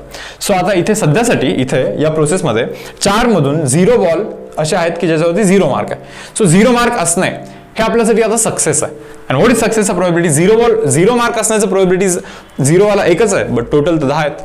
So 1/10 is our success year. Raise to power 0 करायला लागेल. फेल्युअर तर आपला 9/10 असेल. डिफरन्स दोघांचा 4. हे पहा, हा आन्सर आणि तो आन्सर सेम आहे. पण 9/10 raise to 4, 9/10 raise to 4, 1/10 raise to 0, 1/10 raise to 0. तुम्ही म्हणाल हे काय 4C4 आणि हे काय? हे पहा 4C0 म्हणजे 4 factorial divide by difference into हा 0 फॅक्टोरियल असं असतं ना. 4C4 पण तोच असतो 4 factorial divide by difference that is 0 factorial into 4 factorial. Same असतं रे हे दोघे. ओके, सो तुम्ही दोन्ही वेनी करा, आन्सर तुम्हाला सेमच हाच येणार आहे नाही का. जातोय पहा पुढे. नेक्स्ट सबटाईप पहा काय म्हणताय. On a multiple choice examination with 3 possible answers म्हणे. ABC असे 3 पॉसिबल आन्सर्स आहेत म्हणे. To each of the 5 question. असे 5 क्वेश्चन आहेत म्हणे. 1 2 3 4 5 असे 5 क्वेश्चन आहेत. ठीक आहे. What is the probability that candidate would get 4 or more correct answer just by गेसिंग. भाऊ फक्त जर का गेस केला म्हणजे काही जरी ठोकलं समजा नाही का, 3 मधलं काही ठोका तुम्ही, करेक्ट येण्याचं प्रोबॅबिलिटी हे 1/3 असतं. बरोबर ना. 3 मधला कोणता तरी एकच आन्सर आहे, बट आपल्याकडे तर 3 जागी ऑप्शन म्हणजे 3 कुठे पण टिक करू शकतो आपण. सो करेक्ट येण्याचा चान्सेस 1/3 असणार आहे. 1/3 असणार बिकॉज 3 मध्ये एकच करेक्ट आहे नाही का. ठीक आहे. आता ते आपल्याला असं म्हणतायत, असं रिक्वायरमेंट आहे त्यांचं की टोटल ना 5 क्वेश्चन मध्ये what is the probability that candidate would get 4 or more correct answer. म्हणजे 5 क्वेश्चन मध्ये एकतर 4 वेळेस करेक्ट आला पाहिजे आन्सर, और 5च्या 5 वेळेस पण करेक्ट आला पाहिजे नाही का. असे केसेस आपल्याला इथे डिस्कस करायचे. नीट पहा. What is the probability that candidate would get 4 or more correct answer. 4 or more correct. 4 तर करेक्ट आले पाहिजे और 5 तर करेक्ट आले पाहिजे, असं ते रिक्वायरमेंट आहे नाही का. 5 मधून 4 करेक्ट आले पाहिजे नाही का. करेक्ट येण्याचा प्रोबॅबिलिटी 1/3 आहे यार. रेज टू पॉवर हा 4 करायला लागतं. करेक्ट न येण्याचा प्रोबॅबिलिटी 2/3. रेज टू तो डिफरन्स जो आहे तो 1 करायला लागतो. ऑरचा ॲडिशन ॲज इट इज. तुम्हाला समजतं ना, करेक्ट येण्याचा प्रोबॅबिलिटी 1/3 असेल तर करेक्ट न येण्याचा प्रोबॅबिलिटी हे मुलांना 1 - 1/3 दॅट इज इक्वल टू 2/3 असतं. करेक्ट न येणे म्हणजेच क्यू असतो आपला, क्यू त्या फॉर्म्युलामधला क्यू असतो. ओके, प्लस 5च्या 5 करेक्ट येणे म्हणजे काय रे, 5 मधून 5 करेक्ट आले पाहिजे. करेक्ट येण्याचा प्रोबॅबिलिटी 1/3. रेज टू पॉवर हा 5 करायला लागतं. करेक्ट न येणे म्हणजे काय 2/3. रेज टू पॉवर दोघांचा डिफरन्स आहे 0 करायला लागतं. तर आता पहा बरं, इथे थोडं बहुत सिम्प्लिफिकेशन तुम्ही करू शकता मुलांना. इथे थोडंसं करून दाखवतो पहा. 5C4 तुम्ही कॅल्क्युलेशन कराल, you will gate 5 here. Okay, इथे जर का तुम्ही पाहाल 3 आहे, 3 पण आहे, म्हणजे खाली 3 तर 100% राहणार आहे. म्हणजे 1/3 तर राहणारच आहे. आणि इथे 2 आहे पहा एक्स्ट्रा. 2ला जरा बाहेर काढतो मी इथे. बरोबर. 5C5 1 बनत असतो. 3 आहे पहा यार. एनिथिंग रेज टू 0 तो 1 बनतो. म्हणजे हे फक्त 1/3 राहणार आहे इथे. सो बनतं काय माहिती का, 1/3 जर का तुम्ही कॉमन केलं, 1/3 जर का मुलांना तुम्ही कॉमन केलं तर 5 × 2 इथे 10 आहे. 10 + 1 इज 11. सो आन्सर शुड बी 11 × 1/3 हा आपला इथे आन्सर बनतोय. और 11/3 असं तुम्ही इथे याला लिहू शकता. Yes students. तर जातोय पहा पुढच्या समोरती. काय म्हणता पहा, क्वेश्चन नंबर आहे 8. ओके, काय म्हणतात, a person boys a lottery ticket in 50 lotteries मध्ये. म्हणजे काय करतोय माहिती का, 50 लॉटरीचे तिकीट घेत होतो. 50 लॉटरीचे तिकीट घेतोय. ठीक आहे. तर चान्स ऑफ विनिंग हे 1/100 आहे म्हणा. म्हणजे 50 घेतलं तिकीट, हे एक तिकीट लागण्याची चान्सेस हे 1/100 आहेत म्हणा. ठीक आहे, चलो. Okay, what is the probability that he will win prize at least once. म्हणजे मिनिमम एक वेळेस तरी तो जिंकेल. ओके, याची प्रोबॅबिलिटी काय म्हणे पहा बरं जरा. 50 तिकीट आहेत त्याच्याकडे. 0 वेळेस जिंकला, 1 वेळेस जिंकला, 2 तिकीट लागले त्याला नाही का, 3 तिकीट लागले, 4 तिकीट लागले, 5 तिकीट लागले, किंवा 50च्या 50 तिकीट लागले. याच्या सर्व प्रोबॅबिलिटीचं addition it should be equal to 1. हे तरी समजतं का तुम्हाला? कारण की या व्यतिरिक्त आणखीन कोणती पॉसिबिलिटी नाही यार. एकतर 50च्या 50 तिकीट मधून एक पण तिकीट नाही लागला, 1 तिकीट लागला, 49 नाही लागले, 2 लागले, 48 नाही लागले, 3 तिकीट लागले, 47 नाही लागले, 50 आउट ऑफ 50 तिकीट्स लागले. ऑल पॉसिबल पॉसिबिलिटीजचं ऍडिशन, प्रोबॅबिलिटीजचं addition it should be equal to 1. आता ते विचारत आहे आपल्याला ऍटलिस्ट वन्स म्हणा. What is the probability that he will win at least once. At least once म्हणजे हे का रे, ऍटलिस्ट वन्स मीन्स मिनिमम 1 वेळेस जिंकला पाहिजे. 1 वेळेस, 2 वेळेस, 3 वेळेस, 4 वेळेस, 5 वेळेस. सो याचा probability means 1 minus of probability of 0. याचा probability means 1 minus of probability of 0. म्हणजे 1 मायनस ऑफ प्रोबॅबिलिटी ऑफ 0 म्हणजे काय, 1 वेळेस पण नाही जिंकला तो. म्हणजे मुलांना 50 मधून 0 वेळेस जिंकला, 50 मधून 0 वेळेस जिंकला. बरं, जिंकण्याची प्रोबॅबिलिटी इज 1/100. नीट पहा, 50 मधून 0 वेळेस जिंकला बोललो मी, नाही का? म्हणजे जिंकला म्हणजे सक्सेस असलं पाहिजे. Success probability 1/100 raise to 0. Failure probability 99/100 raise to power हा difference that is equal to 50 करायला लागेल. हा आन्सर बनणार आहे. करा कॅल्क्युलेशन. 50C0 50 बनत असतं, सॉरी 1 बनत असतं, 1 बनतं आणि हे तर 1 बनतं परत. 99/100 raise to 50, 1 minus 99/100 raise to 50. हा आपला इथे आन्सर बनणार. सेकंड सब टाईप काय म्हणतं? एक्झॅक्टली वन्स म्हणा. He will win exactly once. भाऊ एक्झॅक्टली वन्स म्हणजे काय?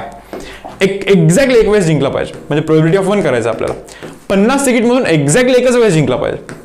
जिंकण्याची प्रोबेबिलिटी 1/100 रेस टू पॉवर 1, हारण्याची प्रोबेबिलिटी 99/100 रेस टू पॉवर दोघांचा डिफरन्स दॅट इज 49. सो हा आपला आन्सर असणार आहे सेकंड सब टाईपचा. करेक्ट. आणि थर्ड सब टाईप म्हणताय ॲटलिस्ट ट्वाईस म्हणा. समजलं का तुम्हाला? ॲटलिस्ट ट्वाईस म्हणजे मिनिमम 2 वेळेस तरी त्याने जिंकला पाहिजे. मिनिमम 2 वेळेस म्हणजे हे बहुतेक हे विचारतात ते आपल्याला. समजतं का? मिनिमम 2 वेळेस म्हणजे 2 वेळेस, 3 वेळेस, 4 वेळेस, 5 वेळेस, 6 वेळेस. It should be equal to 1 minus of 0 वेळेस जिंकला पाहिजे आणि 1 वेळेस जिंकला पाहिजे. या दोघांना तिकडे जाऊन मायनस करायचं. 1 वेळेस जिंकला पाहिजे, आत्ताच काढले तुम्ही. 0 वेळेस जिंकला पाहिजे, हे ऑलरेडी होतच ना.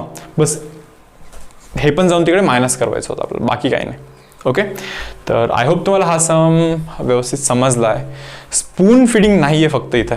ओके. इतकाच काही जणांचा प्रॉब्लेम असेल की लाईक पूर्ण कॅल्क्युलेट करून जस्ट दाखवत नाही आहे, नाही का? यार तुम्ही समजून घ्या, हे तुम्हालाच करायचं असतं मुलांना. हीच गोष्ट शिका तुम्ही. आणि जर का हीच गोष्ट तुम्ही शिकाल ना, बस एक्झाममध्ये लाईक कोणीच रोखू नाही शकत तुम्हाला. होतं काय माहिती का, लाईक सर्व तुम्ही बस बघत असता, बऱ्याच वेळी बुक्स तुम्ही वाचत असता, मॅथमॅटिक्स पण वाचता, बरोबर. प्रॅक्टिस थोडं बहुत करायला लागतं ना, स्वतःला सॉल्व्ह करायला लागतं एंडपर्यंत. यूट्यूब चॅनलवरती बस पाहायचं आपण, नाही का, की यार हे असं असं सॉल्व्ह करायचं, बट करायचं काहीच नाही. त्याच्याने नाही होणार आहे, त्याच्याने इम्प्रूव्हमेंट नाही होणार, त्याच्याने स्कोर्स नाही येणार आहेत तुमचे. ओके. ॲक्च्युअलमध्ये स्वतःला तुम्हाला करायचं आहे. टीचरचं काम, आमचं काम लाईक डायरेक्शन द्यायचं तुम्हाला, हे असं असं करायचं, इतकं सांगेन मी तुम्हाला व्यवस्थित. पण तसं करायचं तुम्हाला आहे. मग तुम्ही स्वतः ज्यावेळेस ते कराल, मग तुम्हाला समजेल यार की हां म्हणजे कुठेतरी काहीतरी छोटासा प्रॉब्लेम आहे तुम्हाला, नाही का. मग आणखीन इव्हॉल्व्ह व्हाल तुम्ही. Yes students. ठीक आहे यार, पहा आता पुढे जातोय मी. In a box of floppy disk, ठीक आहे, डिस्कचा बॉक्स आहे. It is known that 95% will work, म्हणजे 95% वर्क करतात म्हणजे डिस्क. ठीक आहे.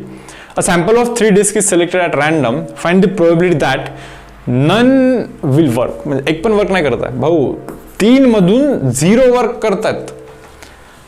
वर्क करण्याची probability is 95/100 raise to 0. Work न करण्याची probability is 5/100 raise to power difference that is 3. हे समजतं ना मग तुम्हाला?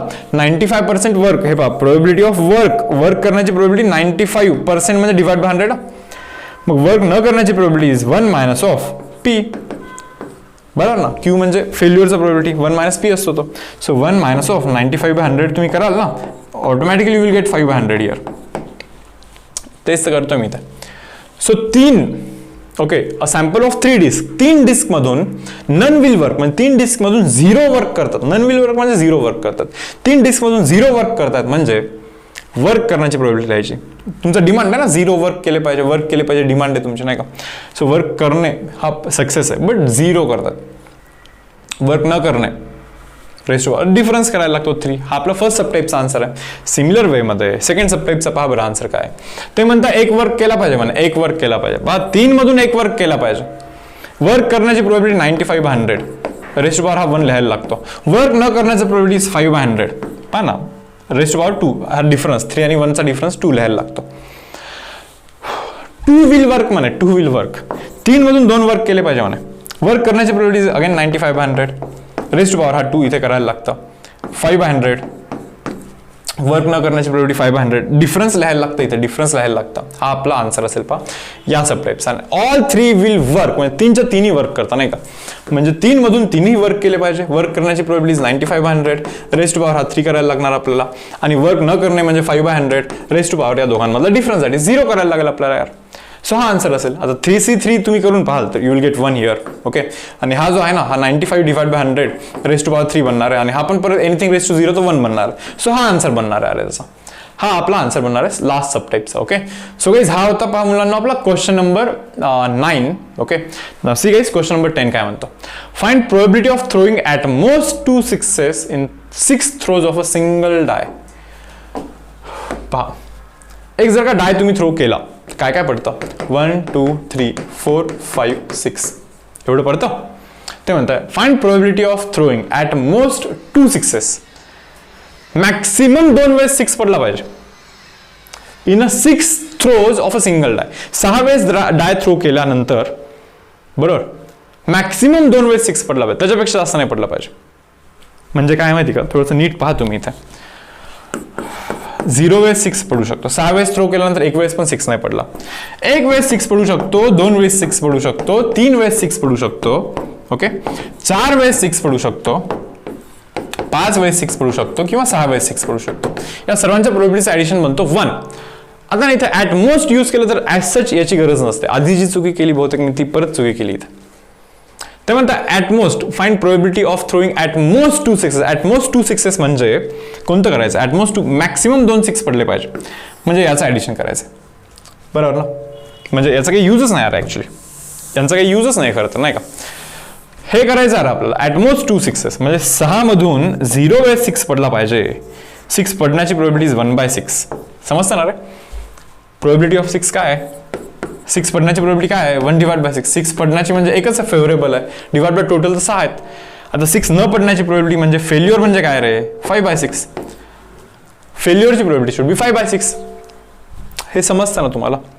6 एकच आहे, सो सक्सेसची probability 1 divide by total 6. Failure म्हणजे काय, हे बाकीचे पडले म्हणजे फेल्युअर, सो टोटल तर 5 आहेत, 5/6 म्हणतो तो. ॲट मोस्ट 2 6s म्हणतात म्हणजे 0 6 चालेल, 1 6 चालेल, 2 6 पण चालेल. ॲट मोस्ट मॅक्सिमम 2 6s, ठीक आहे, त्याच्यापेक्षा जास्त नको आहे 6. सो 6 मधून 0 वेळेस 6 पडला, 6 पडण्याची प्रोबॅबिलिटी 1/6 रेज टू 0. 6 न पडण्याची प्रोबॅबिलिटी 5/6 रेज टू पॉवर, हा डिफरन्स करायला लागतं. 1 वेळेस 6 पडला, 6 मधून 1 वेळेस 6 पडला, अरे 6 पडण्याची प्रोबॅबिलिटी 1/6 करा, रेज टू पॉवर 1 करा. 6 न पडण्याची म्हणजे फेल्युअरची प्रोबॅबिलिटी 5/6 रेज टू हा difference that is equal to 5 करायला लागेल. और परत प्लस करतोय, 2 6 पडले पहा मुलांना. 6 मधून 2 वेळेस 6 पडला, 6 पडण्याची प्रोबॅबिलिटी 1/6 रेज टू पॉवर हा 2 करायला लागतं आणि 6 न पडण्याची प्रोबॅबिलिटी 5/6 रेज टू पॉवर हा डिफरन्स करायला लागतो, that is equal to 4. So हा मुलांना आपला इथे आन्सर असणार आहे. ओके, कॅल्क्युलेशन करायचे तुम्हाला, कॅल्क्युलेशन. येस, ठीक आहे यार, जातो का पुढे. नेक्स्ट 11 नंबरचा सम पहा बरं काय म्हणतात. इट इज नोन दॅट 10% ऑफ certain articles are defective. 10% defective आहे म्हणा, ठीक आहे चलो. Okay, so probability of defective articles is 10% म्हणजे 10 डिवाइड बाय 100 म्हणजे 1 डिवाइड बाय 10 हे डिफेक्टिव्हची प्रोबॅबिलिटी आहे आणि चांगली असण्याची प्रोबॅबिलिटी इट शुड बी 9/10. 1/10 डिफेक्टिव्हची प्रोबॅबिलिटी तर 9/10 चांगली असण्याची probability. What is the probability that random sample of 12 such articles 9 are defective. अरे सोपं आहे, 12 मध्ये 9 डिफेक्टिव्ह पाहिजे तुम्हाला. 12 मध्ये 9 डिफेक्टिव्ह पाहिजे, डिफेक्टिव्ह पाहिजे म्हणतोय आपण. डिफेक्टिव्ह पाहिजेची प्रोबॅबिलिटी 1/10 रेज टू पॉवर 9. डिफेक्टिव्ह नसण्याची प्रोबॅबिलिटी 9/10 रेज टू पॉवर, यांचा डिफरन्स करायला लागतो जो की 3 बनतो यार. सो हा आन्सर बनतो, बरोबर ना, हा आन्सर बनतो. यार इतके सोपे क्वेश्चन्स आहेत ना, म्हणजे काय आता एक क्वेश्चन जरी समजला तरी बाकी सर्व क्वेश्चन लाईक होत आहेत आपल्याने, नाही का. तर पाहून घ्या. इट इज नोन दॅट 10%, परत सांगतो हवं तर, इट इज नोन दॅट 10% ऑफ certain articles manufactured is defective. Defective असण्याची प्रोबॅबिलिटी 10% आहे म्हणा. 10% म्हणजे 10/100 डिफेक्टिव्हची प्रोबॅबिलिटी, म्हणजे चांगल्याची प्रोबॅबिलिटी 9/10. 1/10 डिफेक्टिव्हची, 9/10 चांगल्याची. ते म्हणताय what is the probability that a random sample of 12 such articles, 12 article आहेत, 12 आर्टिकल म्हणून 9 डिफेक्टिव्ह पाहिजे. सो 12 मधून 9 पाहिजे डिफेक्टिव्ह. इथे डिफेक्टिव्हची प्रोबॅबिलिटी लिहायची असते. आता आपला सक्सेस म्हणजे डिफेक्टिव्ह आहे इथे, कारण की 12 मध्ये 9 डिफेक्टिव्ह पाहिजे, म्हणजे डिफेक्टिव्ह आला की सक्सेस वाटतं. असे 9 वेळेस सक्सेस पाहिजे आपल्याला. सो सक्सेसची प्रोबॅबिलिटी 1/10, डिफेक्टिव्हची प्रोबॅबिलिटी 1/10 रेज टू पॉवर हा 9 लिहायला लागतो. डिफेक्टिव्ह नसण्याची प्रोबॅबिलिटी 9/10 डिफरन्स दॅट इज 3 लिहायला लागतो. हा आपला इथे आन्सर बनतो. येस स्टुडंट्स, तर आता पुढे पहा मुलांना. आता पुढे काय नाही का, आता एक मीन म्हणून एक कॉन्सेप्ट आहे आणि एक व्हेरियन्स म्हणून कॉन्सेप्ट आहे. आधी आपण ते कॉन्सेप्ट डिस्कस करूया की मीन काय असतं, व्हेरियन्स काय असतं. ओके, तर पहा रे, बायनॉमियल डिस्ट्रीब्युशन मध्ये आपण n टाइम्स एक्सपेरिमेंट करत असतो, n वेळेस एक्सपेरिमेंट करतो, n वेळेस, बरोबर. मीन जो असतो ना, mean it is equal to NP. आता what is mean by mean exactly, नाही का. तर मीन म्हणजे ना किती वेळेस सक्सेस मिळतं त्याला बोलतो आपण मीन. मीन म्हणजे number of successes, average number of successes means mean. म्हणजे समजा ना रे, 1000 वेळेस जर का एक्सपेरिमेंट केला तर किती वेळेस सक्सेस मिळतो, ऑन एन ॲव्हरेज किती वेळेस सक्सेस मिळाला पाहिजे मीन्स मीन. सिम्पल. समजा एक इमॅजिन करा, नाही का, 10 वेळेस जर का मी कॉइन टॉस केला, 10 वेळेस कॉइन टॉस केला, बरोबर. तर तुम्ही मला हे सांगा यार की माझं जर का डिमांड असेल हेड पडणे, म्हणजे हेड पडला की मला वाटत असेल मला सक्सेस मिळाला, बरोबर. तर तुम्हाला काय वाटतं ऑन अन ॲव्हरेज मला किती सक्सेस मिळतील? साधीशी गोष्ट आहे, 10 वेळेस कॉइन टॉस केला, 5 वेळेस हेड पडतील, 5 वेळेस टेल पडतील. ऑन अन ॲव्हरेज 5 वेळेस तुला सक्सेस मिळतील. ऑन अन ॲव्हरेज 5 वेळेस सक्सेस मिळतील, बरोबर ना. मग तेच असं कॅल्क्युलेट करायचं असतं. पहा N स्टँड्स फॉर 10, 10 वेळेस एक्सपेरिमेंट केला. P स्टँड्स फॉर सक्सेसचा प्रोबॅबिलिटी. भाऊ हेड पडणे माझ्या सक्सेस आहे माझ्यासाठी, नाही का. हेड पडण्याची प्रोबॅबिलिटी तर हाफ आहे ना. मग या दोघांचं ज्यावेळेस आपण प्रोडक्ट करतो ना NP, पहा ना, N चा व्हॅल्यू 10 टाकतो, P चा व्हॅल्यू हाफ टाकतो, किती बनतं रे? 5 बनतो की नाही. So average number of successes means mean in a binomial distribution. परत सांगतोय पहा व्यवस्थित पाहून घ्या. आता समजा अरे 1000 वेळेस एक एक्सपेरिमेंट करतोय म्हणजे N = 1000 बनला पाहिजे. यस, 100%, बरोबर. कॉइनचंच परत एक्झाम्पल घेतोय मी, परत व्यवस्थित समजावण्यासाठी तुम्हाला, नाही का. एक कॉइन 1000 वेळेस टाकतोय मी. आता तुमचं सक्सेस काय आहे तुम्ही जरा सांगा मला. समजा एखाद्याचा सक्सेस असेल हेड पडणे म्हणजे सक्सेस असेल, बरोबर. सो हेड पडण्याची प्रोबॅबिलिटी हाफ आहे म्हणजे सक्सेसचा प्रोबॅबिलिटी इज हाफ, बरोबर. आता आपला इंटरेस्ट याच्यामध्ये आहे की जर का 1000 वेळेस एक्सपेरिमेंट 1000 टाइम्स एक्सपेरिमेंट होत असेल तर ऑन अन ॲव्हरेज किती सक्सेस मिळू शकतात त्याला, नाही का. किती सक्सेस मिळतील त्याला, तर त्याला बोलतो आपण मीन. 1000 एक्सपेरिमेंट मध्ये ऑन अन ॲव्हरेज किती वेळेस त्याला सक्सेस मिळेल is nothing but mean here. So मीनचा फॉर्म्युला असतो पहा NP. आणि पहा ना हे व्हॅलिड आहे यार, N इज 1000 आणि P चा व्हॅल्यू 1/2 आहे. सो आन्सर पाहाल तर इथे 500 बनतो, बरोबर ना रे. 1000 वेळेस एक्सपेरिमेंट केलं, 1000 टाइम्स एक्सपेरिमेंट केलं तर 500 times head, 500 times 10. So on an average 500 times success मिळाला पाहिजे ऍक्च्युली, बरोबर. ॲव्हरेज व्हॅल्यू ऑफ सक्सेस और ॲव्हरेज नंबर ऑफ सक्सेस केव्हा कमी होतात? वेन N चा व्हॅल्यू कमी, सॉरी P चा व्हॅल्यू कमी झाला तर ॲव्हरेज कमी होतो, ॲव्हरेज सक्सेसचा काउंट कमी होतो. समजा जर का एक असा कॉइन असेल की हेड पडण्याची probability is say for example 1/4. Assume करा यार असा कॉइन आहे, बायस्ड कॉइन आहे, म्हणजे जास्त वेळेस टेलच पडतो. यार काहीतरी आहे, जरा चेंज आहे काहीतरी त्याच्यात, नाही का, की टेलच जास्त वेळेस पडतो, हेड पडण्याचं probability is 1/4. Now what is the average expectation of number of successes? 1000 times जर का एक्सपेरिमेंट केला, हे पहा mean is NP, mean means NP, okay. So N stands for 1000 and success probability is 1/4, that means 250. So on an average I will expect 250 times success expect करेन मी. म्हणजे 1000 times experiment झाला तर 250 times मी success expect करेन इथे. Correct यार. 4 मधून एक वेळेस हेड पडतोय, बरोबर. 4 मधून एक वेळेस हेड पडतोय, सिंपल. सो 1000 मधून 250 टाइम्स हेड पडतो, बरोबर आहे. सो 1000 टाइम्स एक्सपेरिमेंट झाला तर 250 टाइम्स हेड पडला म्हणजे 250 टाइम्स सक्सेस मिळाला. सो इथे जो मीन, हा जो मीन असतो ना, मीनचा जो फॉर्म्युला आहे ना NP, so mean stands for success, number of सक्सेसचा average count is mean here. Number of सक्सेसचा average count on an average किती वेळेस सक्सेस मिळाला इज मीन हिअर, ओके. आता राहतो प्रश्न व्हेरियन्सचा. तर पहा मुलांना आता व्हेरियन्स येतो, नाही का. आता व्हेरियन्स काय असतो पहा, V of X is given by NPQ. एक फॉर्म्युला व्हेरियन्सचा, NPQ. N means number of trials, P probability of success, Q म्हणजे प्रोबॅबिलिटी ऑफ फेल्युअर. व्हेरियन्स काय चेक करत असतं माहिती का म्हणून, व्हेरिएशन चेक करत असतं, म्हणजे आउटकम मधले व्हेरिएशन चेक करत असतो तो. समजा यार probability of success say for example 0.99 आहे आणि प्रोबॅबिलिटी ऑफ फेल्युअर ऑटोमॅटिकली 0.01 बनतं. हे तरी मान्य आहे तुम्हाला. म्हणजे समजा जर का एक एक्सपेरिमेंट करत असेल, नाही का, कॉइन काहीतरी असेल यार, एक्सपेरिमेंट असेल 1000 वेळेस केला, तर तुम्हाला तर हे क्लिअरली दिसतं की सक्सेस जरा जास्त प्रोबॅबिलिटी सक्सेसचा, बरोबर. म्हणजे आउटकम जो आहे ना, आउटकम त्या एक्सपेरिमेंटचा आउटकम हे प्रेडिक्टेबल बनतं. म्हणजे व्हेरिएशन जास्त आहे का? नाहीये, व्हेरिएशन फार कमी आहे. व्हेरिएशन हे तेव्हा जास्त बनतं जेव्हा आउटकम हे अनप्रेडिक्टेबल असतं.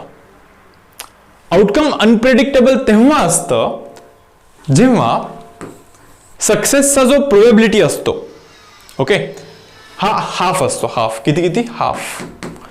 आणि फेल्युअरचा पण प्रोबॅबिलिटी ऑटोमॅटिकली हाफ बनतं. तुम्हाला असं वाटेल यार सक्सेसचा प्रोबॅबिलिटी सर जर का खूपच कमी झाला तर अनप्रेडिक्टेबल नाही का? नाही रे, हे पहा ना, सक्सेसचा प्रोबॅबिलिटी खूप कमी झाला म्हणजे फेल्युअरचा प्रोबॅबिलिटी खूप वाढला, म्हणजे आउटकम तर प्रेडिक्टेबल आहे, फेल होणार आहे, बरोबर ना. म्हणजे अनप्रेडिक्टेबल किंवा आउटकमचे व्हेरिएशन तेव्हा जास्त असतात जेव्हा या दोघांचा व्हॅल्यू ऑलमोस्ट बऱ्यापैकी इक्वल असतो. एक्झॅक्टली इक्वल असेल दोघांचा व्हॅल्यू तेव्हा व्हेरिएशन सर्वात जास्त असतं. सो व्हेरिएशन मेजर करण्यासाठी एक सिंपलचा टेक्निक आहे NPQ. तुम्ही म्हणणार कसं काय? हे पहा काय, तुम्हाला एक गोष्ट माहिती P प्लस क्यू हा तर 1च राहणार आहे. असे दोन नंबर आहेत ज्यांचं ॲडिशन 1 आहे, म्हणजे मी 1ला 2 नंबरमध्ये डिवाइड केलाय, बरोबर? ओके, ठीक आहे. NP तर 2 नंबरचा प्रोडक्ट हा तेव्हा मॅक्सिमम असतो जेव्हा दोघांचा व्हॅल्यू हाफ आणि हाफ असतो. आपण एवढी मध्ये केले तरी असे sums, divide 100 into 2 parts such that product becomes maximum, म्हणजे 50 आणि 50 मध्ये डिवाइड करायला लागत असतं, बरोबर ना? So divide 1 into 2 parts such that product becomes maximum. So half आणि हाफ मध्ये डिवाइड करायला लागतं. म्हणजे समजा मी जर का व्हेरियन्सला असं NPQ डिफाईन केलं तर हे समजतं ना रे. समजा पीचा व्हॅल्यू खूपच जास्त असेल 0.99 आणि क्यूचा व्हॅल्यू खूपच कमी असेल तर यांचा जो प्रोडक्ट असतो ना तो खूप कमी असतो, म्हणजे व्हेरिएशन खूप कमी, बरोबर ना? असंच तर शिकलो होतं आता आपण. व्हेरिएशन तेव्हा जास्त होतं जेव्हा हे हाफ हाफ होतात, आणि हे पण तर क्लिअर आहे यार की जेव्हा हे हाफ हाफ असतात तेव्हा त्यांचा प्रोडक्ट मॅक्सिमम असतो. सो व्हेरिएशन डायरेक्टली NPQ हा नंबर जो आहे, हा काउंट जो आहे तो व्हेरिएशनचा आपल्याला आयडिया देत असतो. So therefore variation is defined as NPQ. Yes students, ठीक आहे. आणि व्हेरियन्सचा जो अंडर रूट असतो ना याला बोलत असतो आपण स्टँडर्ड डेव्हिएशन. व्हेरियन्सचा under root is called as standard deviation. हे एक नवीन फॉर्म्युलाज आहेत नाही का, हे तुम्हाला लक्षात ठेवायचं व्यवस्थित. तर पहा आता सम स्टार्ट करतो मी. हा लास्ट क्वेश्चन आहे आपला एक्सरसाइज मधला. तर ते बोलतं n = 10 आहे म्हणे, ठीक आहे यार. p = 0.4 आहे म्हणे, म्हणजे ऑटोमॅटिकली q म्हणजे 1 - p असतो ना, म्हणजे 1 - 0.4 म्हणजे 0.6 असणार ना तो, बरोबर की नाही? विचारतात काय E(x) म्हणतात. अरे E(x) म्हणजे एक्सपेक्टेड व्हॅल्यू ऑफ x असं असतं. E(x)लाच मीन बोलत असतो आपण. मीनचा व्हॅल्यू माहिती तुम्हाला NP असतो. n चा व्हॅल्यू किती? 0. n चा व्हॅल्यू 10 आहे, सॉरी, n चा व्हॅल्यू 10 इंटू p चा व्हॅल्यू 0.4. करा multiplication, you will gate 4 here, बरोबर ना? E(x) is 4. ते म्हणतात V(x) पण फाइंड करा, व्हेरियन्स ऑफ x. व्हेरियन्स तर माहिती यार NPQ असतो नाही का. सो n चा व्हॅल्यू किती आहे? 10 आहे. p चा व्हॅल्यू किती? 0.4 आहे. q चा व्हॅल्यू 0.6 आहे. करा multiplication, you will gate 2.4 here. तुम्हाला 2.4 मिळणार आहे मुलांना. हा होता आपला सबटाईप नंबर 1. जातो मी सबटाईप नंबर 2 वरती. सबटाईप नंबर 2 मध्ये काय म्हणतात पहा, p चा व्हॅल्यू 0.6 म्हणताय, म्हणजे q चा व्हॅल्यू ऑटोमॅटिकली 0.4 आलाच पाहिजे. Addition should be 1. मीन म्हणताय, हे पहा मीन 6 आहे म्हणे, म्हणजे NP 6 आहे रे बाबा, बरोबर ना? म्हणजे n p चा व्हॅल्यू तर 0.6 आहे ना, हा 6 आहे म्हणे. अरे म्हणजे ऑटोमॅटिकली n चा व्हॅल्यू हा तिकडे जाऊन डिवाइड झाला, 6 divide by 0.6, you will gate 10 here. So n चा व्हॅल्यू ऑटोमॅटिकली 10 बनतो. ते म्हणतात फाइंड n, केलं ना फाइंड. ते म्हणतात व्हेरियन्स पण फाइंड करा म्हणा. अरे व्हेरियन्स म्हणजे NPQ असतो. n चा व्हॅल्यू 10 आहे, p चा व्हॅल्यू 0.6 आहे आणि q चा जो व्हॅल्यू आहे तो ऑटोमॅटिकली 0.4 होणार आहे. करा या तिघांचा multiplication, you will gate 2.4 here. So variance जो आहे तो बनतो 2.4.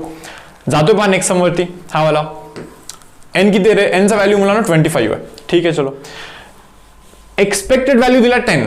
अरे म्हणजे NP दिला, NP दिला 10, बरोबर. आता ते म्हणतात p फाइंड करा म्हणे, p फाइंड करा म्हणे, ठीक आहे करूया. स्टँडर्ड डेव्हिएशन पण फाइंड करा म्हणे, बघूया. एक काम करा, इथे जरा डिवाइड करा दोघांना, n will get cancel here. म्हणजे p चा व्हॅल्यू ना 10 डिवाइड बाय 25 बनतो, म्हणजे 0.4 बनणार आहे. डिव्हिजन कराल तर तुम्हाला ते समजेल. p चा व्हॅल्यू 0.4. आता p 0.4 असेल तर q 0.6 बनणार आहे मुलांना. येस और नो? p चा व्हॅल्यू तर मिळाला 0.4. स्टँडर्ड डेव्हिएशन म्हणजे काय रे? अंडर रूट ऑफ व्हेरियन्स म्हणजे स्टँडर्ड डेव्हिएशन, म्हणजे अंडर रूट ऑफ NPQ म्हणजे स्टँडर्ड डेव्हिएशन. n आहे, n तर त्यांनीच दिलाय, n तर 25 दिलाय. p आहे, काढलाय. q आहे, काढलाय. टाकून द्या, येऊन जाईल. नाउ नेक्स्ट लास्ट, मला असं वाटतं की हा सोडू का मी तुमच्यावरती? सॉरी, कुठे गेला? येस, लास्ट सबटाईप 4th वन, हा मी तुमच्यावरती पूर्णपणे सोडून देतो. तो एक करा सम. ओके, सो मुलांना सेशन आपण इथे आता क्लोज करूया. बायनॉमियल डिस्ट्रीब्युशन आपण टेक्स्टबुक मधून व्यवस्थित प्रिपेअर केलेला आहे. ओके, सो हे सेशन मी इथे क्लोज करतो. भेटूया आपण नेक्स्ट सेशनमध्ये विथ बायनॉमियल डिस्ट्रीब्युशनचे MCQs. Okay, bye everyone.